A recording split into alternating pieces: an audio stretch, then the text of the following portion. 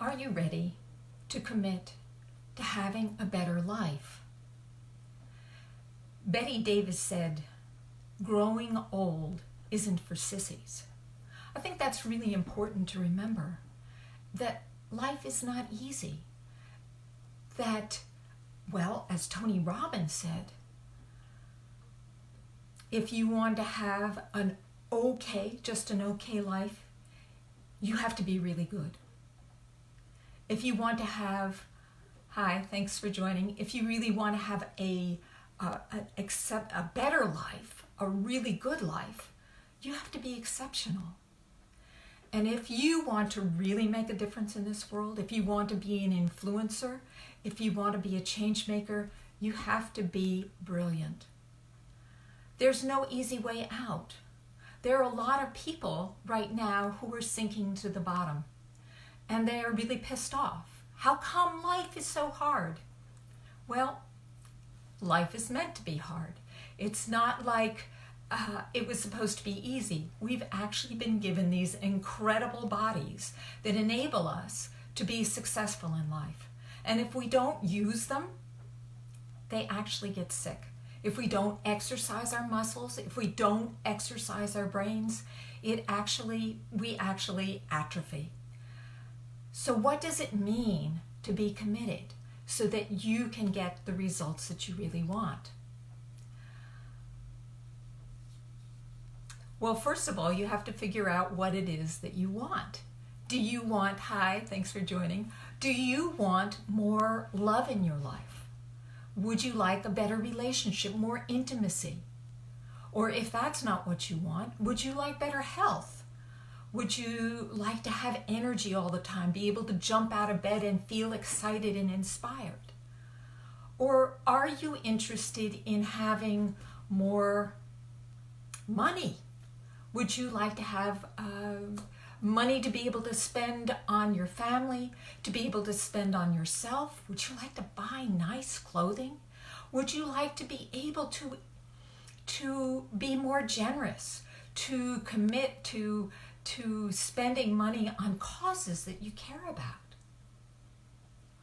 So the first question, the first thing you have to look at when you make a commitment is, what are you committing to? The vision is really important. You need to know what it is that you want to create. Then you have to commit to taking a look at yourself. You have to say to yourself, well, who am I? Are you willing to do the investigation, to take a look at how you're living your life? Where are your blocks? Where are you not standing up for yourself? Where are you sabotaging yourself? And this can be a pretty challenging investigation. A lot of times we get lazy. We want things to be easy.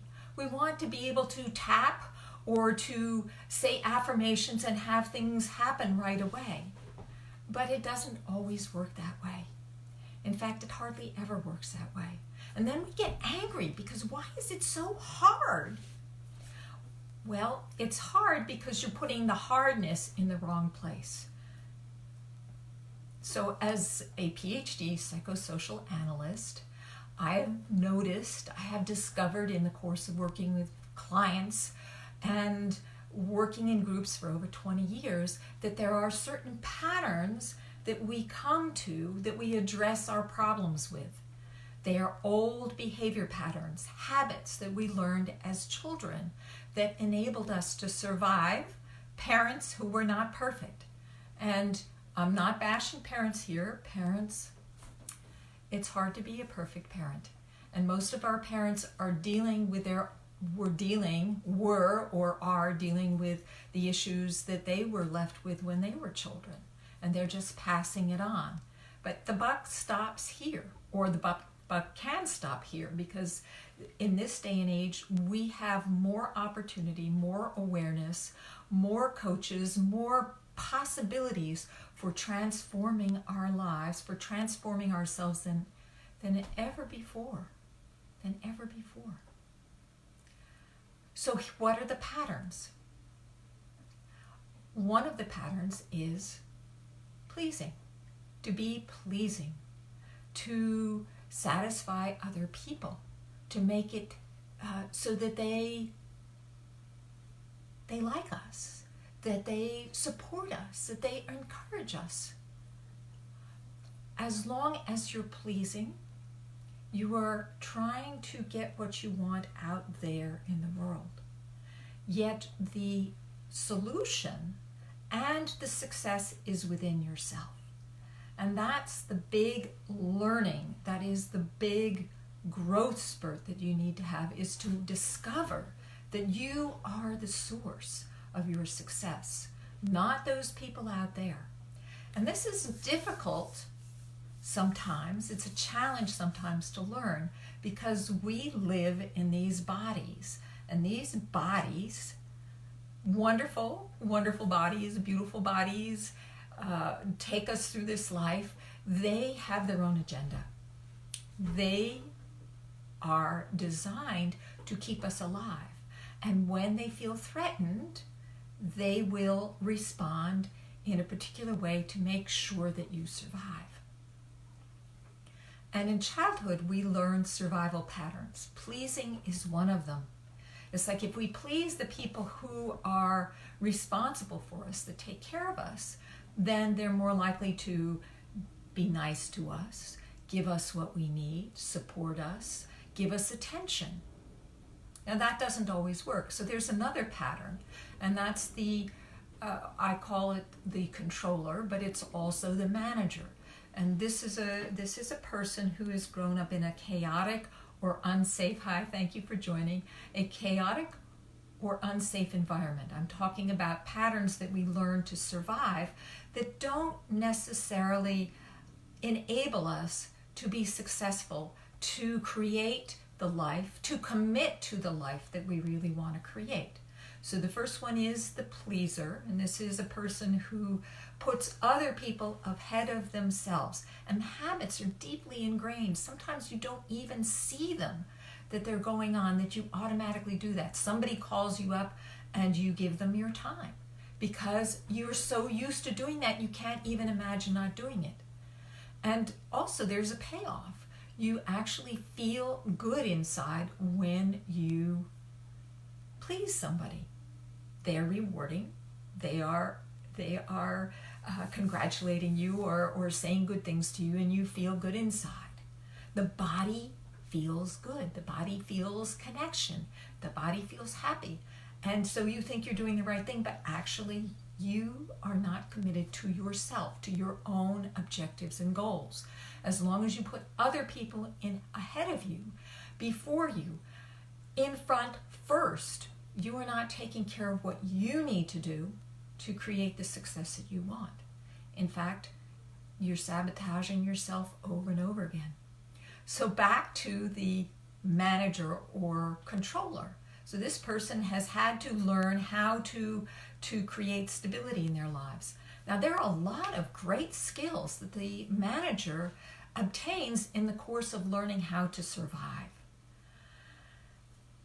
And this person may actually really be successful in the business world. They may be making money and then find that they're trashing their health or they're trashing their relationships, that they don't know how to show up in their relationship because they only know how to control. And the reality is that you cannot have a true, deep, authentic relationship if you are controlling the other person. You need to trust that they are going to give you what you want.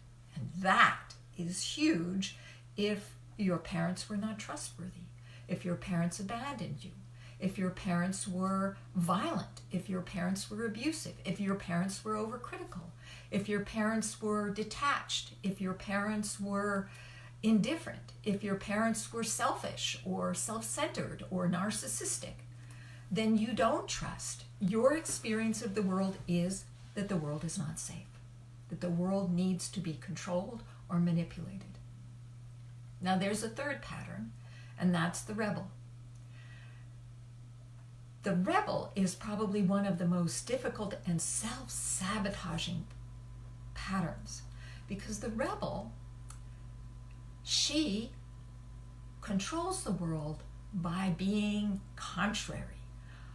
Now, sometimes contrariness is good for the world, that we need certain rebels to wake us up and to realize that things are not really going well on the societal level. But on the personal level, this is a very, very difficult path to follow, because the rebel is always pushing people away, saying, okay, so you don't like me, but I have chosen that you don't like me. And the interesting thing that I have found in my work with people is that they often slip between those different patterns, because all of us in our childhood have had experiences where maybe things feel out of control and we need to create control, or we feel like we want to control. But there tends to be one particular pattern that seems to be the go-to pattern that we are aligned with. So those patterns are how we show up in the world, how we interact in our relationships, whether they're intimate relationships or they are familial relationships, which could be intimate relationships, or friendships or business. How are you showing up? Which of those patterns are you showing up in the world? And how are they sabotaging your life? I had a client who was a pleaser. She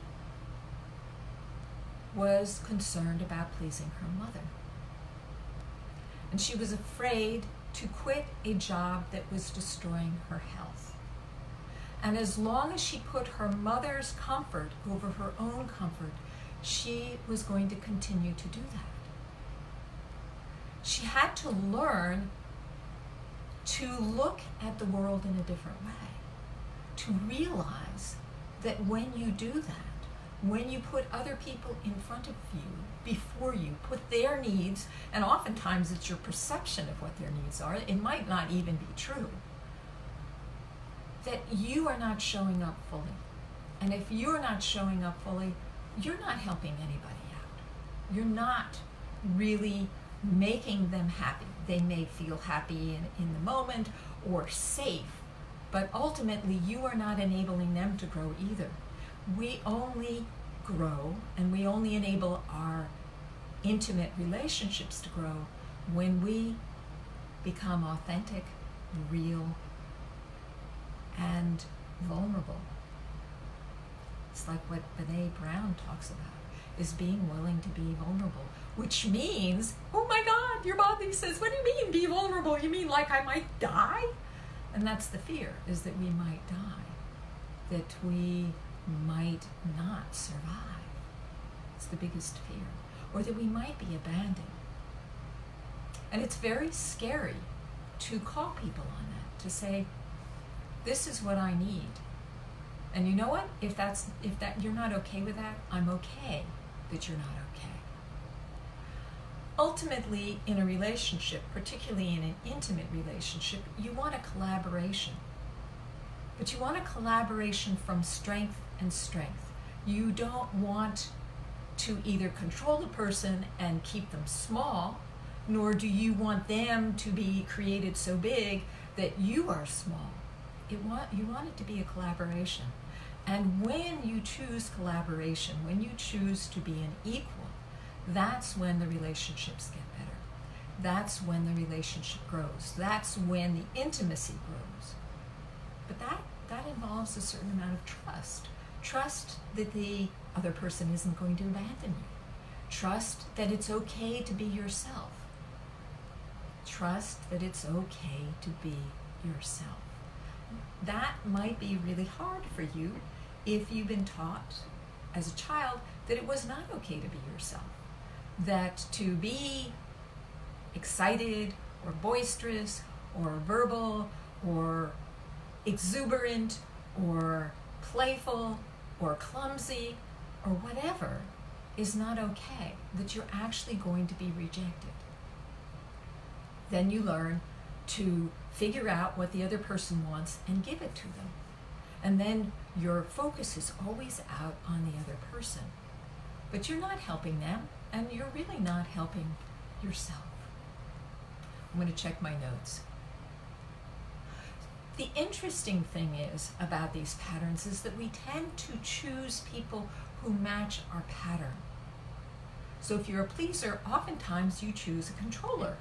So it's this perfect little, it's like these two puzzle pieces that connect together. And so you please, because if you don't, the controller gets angry and tries to control you, and so you please them. But guess what? You're never, ever going to please a controller, because their success depends on you always being below them, always being a project. Once you become strong, they have to change. And that's scary.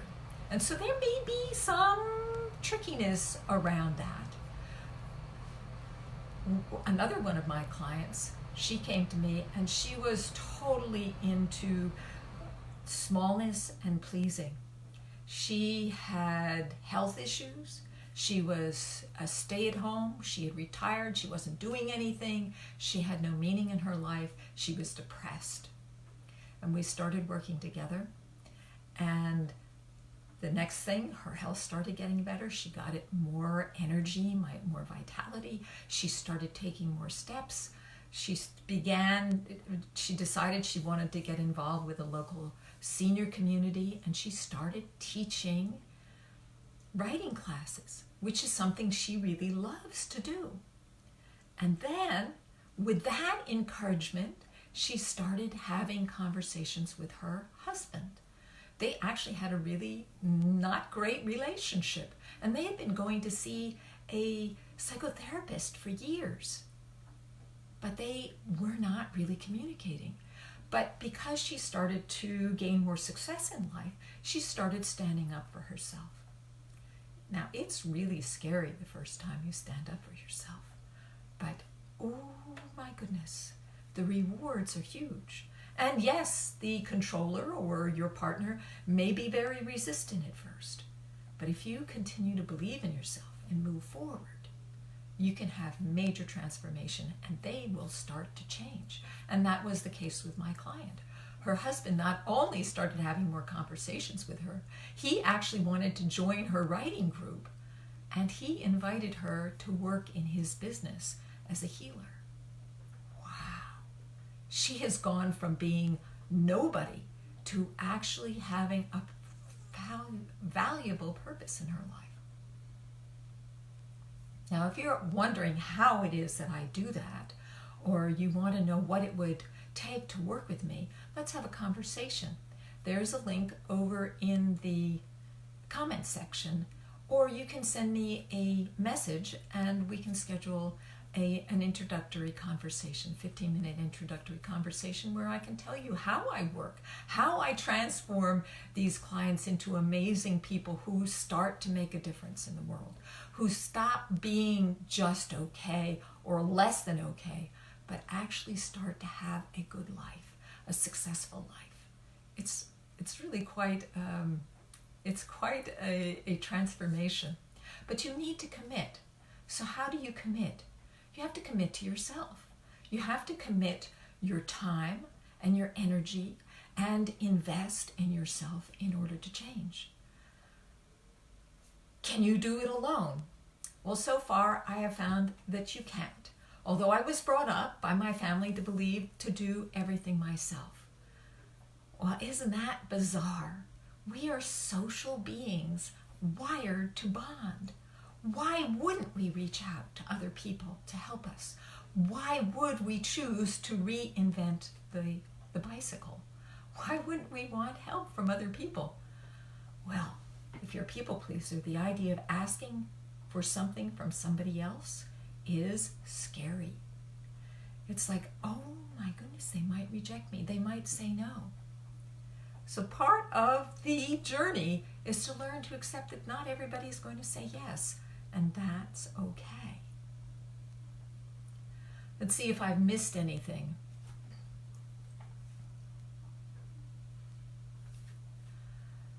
So my question to you is, are you ready to commit? Are you ready to commit to yourself? We're going into a new year, 2020, a new decade. And there are major astrological configurations. There's this coming together of two awesome planets. Saturn, which is all about structure and limitations, and Pluto, which is all about death and transformation. And they're coming together. And even now, you're feeling the pressure. Now, you may be saying, well, hey, it's the holidays. Let's have fun. I want to take time off. The commitment is to say, even now, even in this moment, I can make a difference. I can practice being myself. I can practice not sabotaging myself. I can practice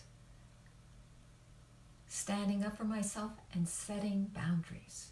I can practice taking risks of having people say no, and that being okay, that is not about me, that's about them. I can practice trusting the other person so that I don't need to control them all the time, that I don't need them to change, that the change begins here.